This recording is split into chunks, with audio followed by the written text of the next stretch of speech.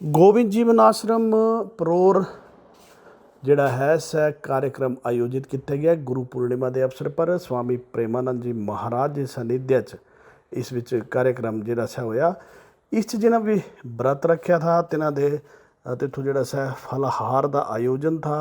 विशाल भंडारा भी ਜਿਹੜਾ ਸੈ आयोजित किया गया। सब तो पहले पूर्णाहुति हुई और फिर इसके बाद भजन से कीर्तन होया, सत्संग प्रवचन होया, ध्वजारोहण होया, फिर प्रसाद वितरण ਜਿਹੜਾ सा होया कने भंडारा फिर इसके बाद ਜਿਹੜਾ सा आयोजित किया गया। गोबिंद जीवन आश्रम आए दिन कोई ना कोई धार्मिक कार्यक्रम ਜਿਹੜੇ सा चले रहते हैं।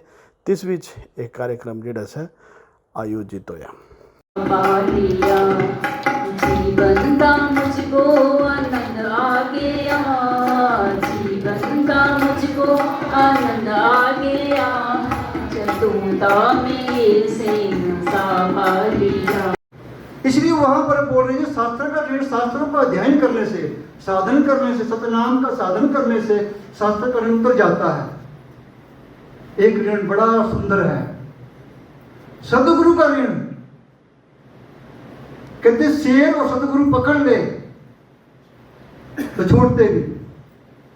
विवेक चूड़ामणि ग्रंथ है, उसमें लिखा है जब तक शेर पकड़े और प्राण ना निकले तब तक छोड़ता नहीं हो।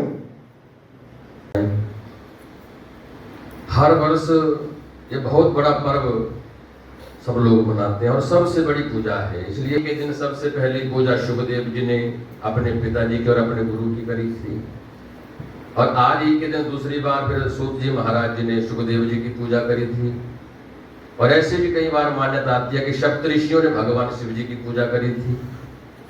अब ये पर्व है पूर्णता का, इसलिए सबसे बड़ी पूजा है, व्रत रखा जाता है।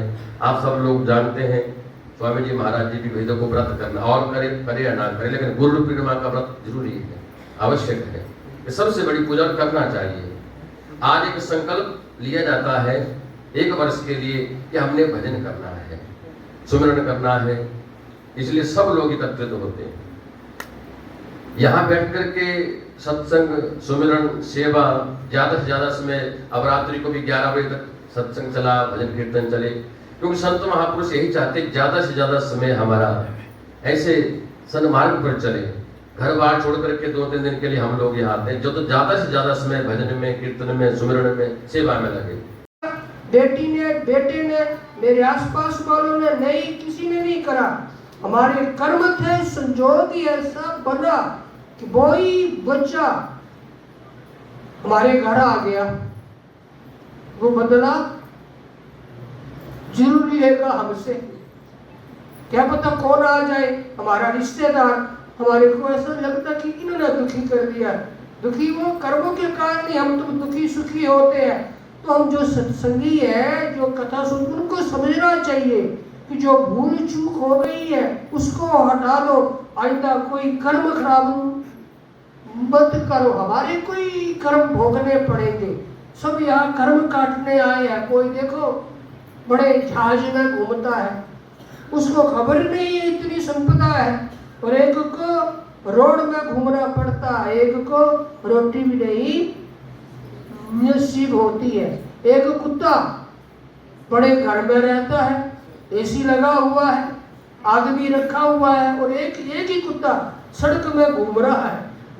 कोई सड़क से पत्थर मारा, टई टई करके भाग रहा है। तो क्या भगवान जानवरों में भी भेदभाव करता होगा?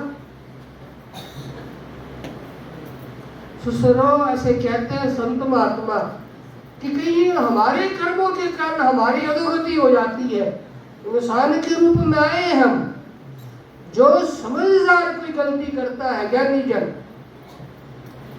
फिर उनको फिर अधोगति में जाना पड़ता है। अगर इंसान है और मेरे कर्म जानवरों जैसे है, तो इंसान का रूप हटा दो, तो जानवरों की योनि में जाने को तैयार ना हो। तो भगवान ने एक चेहरा दे दिया इंसान का। और मैंने कल बात करी थी, स्वामी जी से सुनी, फिर सुनाता हूँ आज। एक बाबे बढ़ क्या बड़े खास ओ भाई जी, अपने खास This news is sponsored by Lalchand and Sons Jewelers. विश्वास का दूसरा नाम, कृष्णा मार्केट, उत्तराला रोड, पपरोला, कांगड़ा, हिमाचल प्रदेश।